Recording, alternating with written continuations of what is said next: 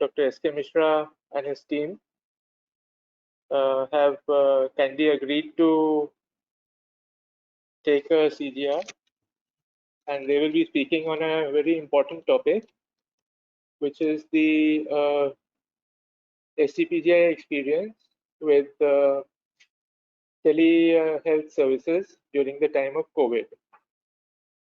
So without any further ado, I will ask Dr. Mishra to start the ball rolling. Good morning, Professor Bhatia. The topic that we have chosen is, I think, known to all of you, because this is the output or this is the talk or topic that we are going to discuss, which all of you are now familiar with since May onwards. So it will be nothing much sharing. It will be nothing much new, but just data and some information about how telehealth has been doing globally as well as locally as nationally. Now, the agenda of this presentation will be, I'll just give an introduction about telemedicine during COVID times. All of what I'm talking today, or my team is going to talk about today, is just restricted to the COVID time. So, national and the state government and global perspective we'll be talking about. And the ECCS and EOPD, you all about know all about this. And telemedicine for public health, that is PGI is contributing to the national project. E-learning and e-examination activities that all of us are involved with. Lastly, to conclude. Now, COVID-19 pandemic, besides being a public health disaster, has a negative impact on socio-economical, medical, as well as all service sectors going to the lockdown to ensure social distancing.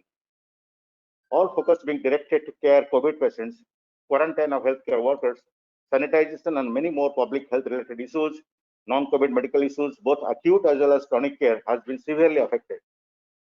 Telemedicine, a remote care technology which is not so popular with stakeholders, is now sought after overnight, but the health system has never built the capacity, neither adopted this form of care delivery earlier. And the potential of telemedicine during COVID-19 crisis, there is imbalance and shortage of healthcare professionals. Based on all those factors, it is helpful. Unequal quality and access to the healthcare services. Number and structure of healthcare worker is changing. Frontline healthcare workers have the highest risk of infection, so telemedicine can minimize the risk of avoiding face-to-face interaction. Now, the broad areas of the application is COVID-19 telehealth usage cases for patients. Teletrials, self-home isolated patients, self and distance monitoring, patients with mild cases like distant monitoring and treatment, patients after discharge, tele-follow-ups. Next broad area is COVID-19 telehealth usage cases for healthcare workers. Clinicians with mild symptoms can still work remotely with patients. Retired clinicians, second opinion for severe cases, cross-border experience exchange, teleradiology, online training of healthcare workers. Coming to the second most area of application is telehealth for mental health. You know all about this mental health is talked about coming in the press. Support tools for patients, healthcare workers to be included in SARS-CoV-2 testing process, e-scheduling of clinical home test, managing patients' waiting time. Rescue during lockdown to prevent abuse in the family, telecare, counseling for pre-existing psychiatric illness, counseling for COVID scare in the family and society. There's a new initiative going on in Bangalore called e-Manas. Nimhans has launched this thing. It's a very good project, is an example of telemental health. Broad areas of applications again covers the clinical care, non-COVID emergencies, secondary care. For non-COVID emergency, mostly through telecommunication, access to national ambulance service, pre-hospital logistics, selection of hospitals. Secondary care, semi-emergency, teleconsultation, hospitalization justification, counseling, facilitation of appointment can be carried out through telecommunication and social media tools. Non-communicable diseases can be managed through telecommunication, social media based tools, assurance, drug refill, sporadic events, drug dosage readjustments. Example, INR-based anticoagulant therapy in post-cardiac surgery patients. Remote monitoring for some ailments can be carried out through same tools as above.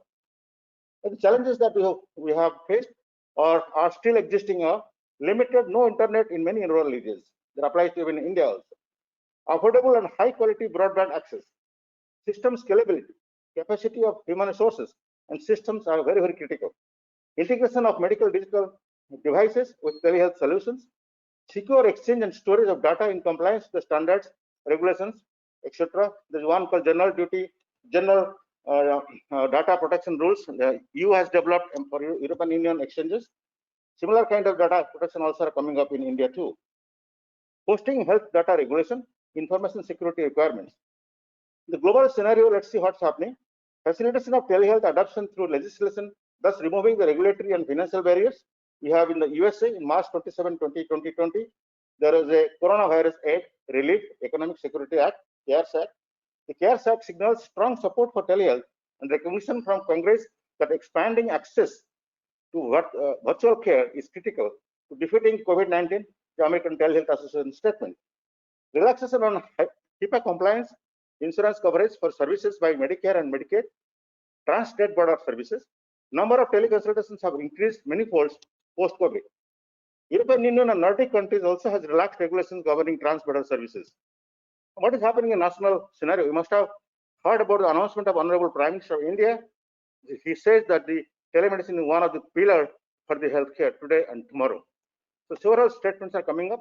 And most important thing I like to quote is telemedicine practice guidelines that has made a lot of change in facilitating telehealth adoptions, which was launched in 25th March 2020 this year. Now, telemedicine practice guidelines for Ayurveda, Siddha, and Unani has already come up. Telemedicine guidelines approved for homeopathic practitioners on World Homeopathic Day is launched. Guidelines for telemedicine services in Ayushman Bharat Health and Wellness Centers are also been launched. So, with this kind of background, I'll invite my team members, Mr. Ripu Daman, to talk about the ECCS and EU-OPD activities.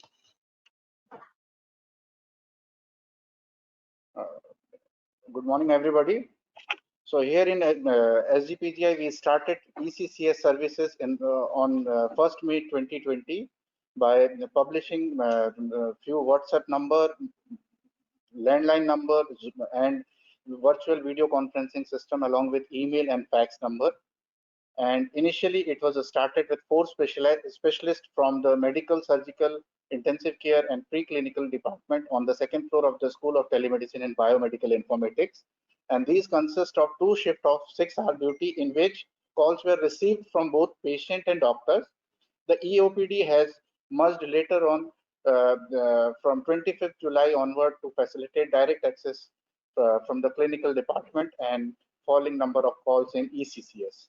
This is the statistic of day-wise statistic of the data here in CCS, and this is the pictorial graph of the month-wise data, where we can easily find the downward trend of getting call in the ECCS. And if we compare the entire data from May 20 to August 20, we received around 36 calls from the doctor-to-doctor tele-referral from different L1, L2, and L3 hospitals out of total 3,040 cases. And on 11th May 2020, we established EOPD in the 1st floor of School of Telemedicine and Biomedical Informatics, where separate rooms were given to 22 specialty departments. 4 departments have EOPD in their own departments, and more than 33,000 patients were benefited till date. These are the screenshots of the inner view of the ongoing EOPD. And these are the number of patients benefited through the EOPD are more than 36,000 along with the ECCS cases. So I invite Mr. Indra Pratap to continue further. Good morning to all of you. Apart from the 2 public health related activity, we have started the Health and Wellness Center activity during the COVID time based on the hub and spokes model.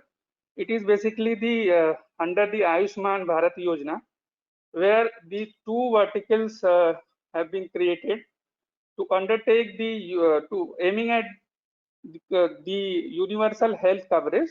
So primary care is being taken care through the Health and Wellness Center, and secondary and tertiary healthcare delivery is being taken care through the Pradhan Mantri Jan Arogya Yojana through health insurance scheme. So under that, the 4 hubs of in Uttar Pradesh has been created. This hubs is based on the National Medical College Network, which has been conceptualized at SGPGI by Professor S.K. Misra and his team. Nationwide, which is the 104 crore projects of Government of India. The DPR of the whole project was prepared at the National Resource Center SGPGI Lucknow, and 4 hubs in the Uttar Pradesh has been taken based on the National Medical College network node. First is the BRD Medical College Gorakhpur, MLB Medical College Jhansi, IMS BHU, and SGPGI Lucknow. 4 hubs have been chosen by the state government to take care of their peripheral locations. In this hub and spokes model, hub is supposed to connect 100 spoke site, which is the health and wellness center, which is basically this is the sub center of the peripheral locations where the CHO has been appointed under the Ayushman Bharat Yojana. CHO is a trained BSc nursing professionals.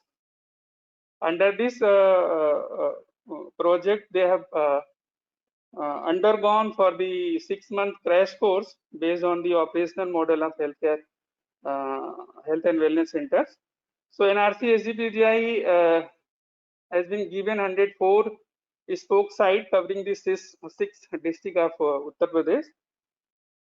NRC SGPGI staff have undergone the eSanjeevani software. eSanjeevani software has been launched by the Government of India as a national telemedicine service portal through which all the health and wellness center are connected.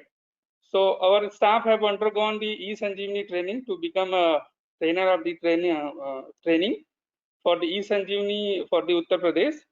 And we have also conducted a state level orientation program in association with the government of UP and ZPIGO, which is the technical agency of Government of India for implementing the health and wellness center project across the country. Under this project, 5 MBBS doctor at each hub is provisioned, apart from the 3 specialist doctors at the each hub. So we have this project has we have taken this project in June 2020, and 5 doctors have been recruited under the project and trained, and the services is on since the July 2020. This is the architectural diagram of the health and wellness center project, where the sub center has been manned by the CHO called as a spokes or health and wellness center. The primary level consultation is supposed to be taken care by the PSC or the respective CSC of that sub center. Apart from that, they can take the consultation facility from the 5 medical officers located at the hub level, and these doctors, if they need for the specialist consultation, can take the consultation from the specialist provision at the hub level, primarily for the cardiology, gynecology, and pediatrics to start with.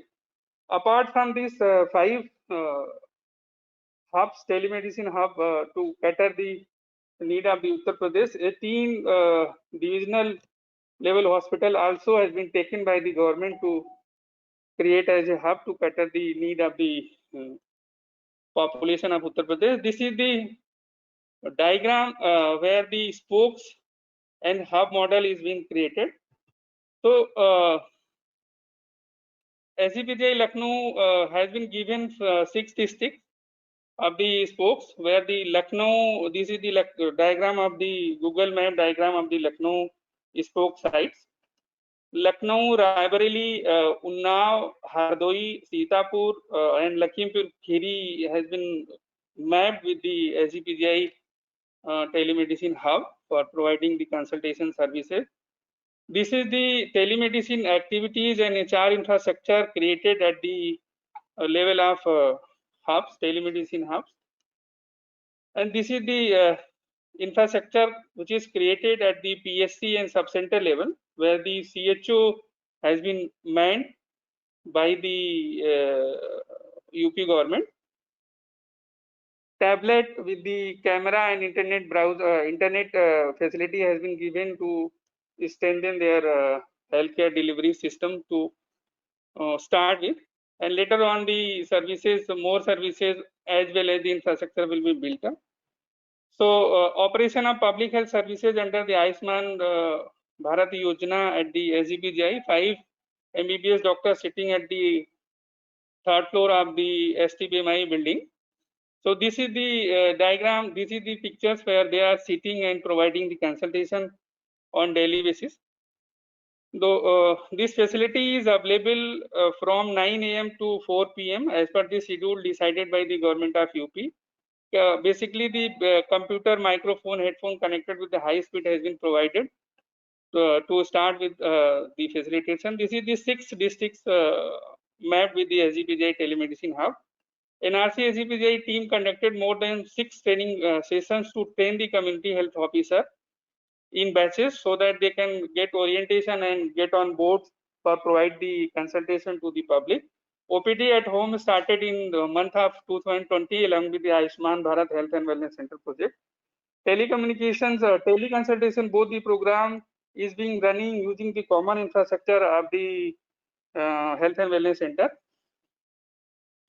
So as of now, more than 60,000 consultations have been given across the state.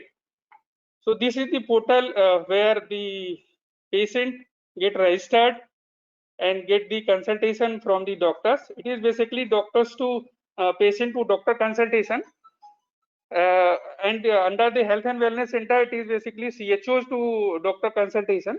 So this is the basic difference between both the services. But the government at the government level, both the facility has been clubbed together so that the people can get the benefit out of it.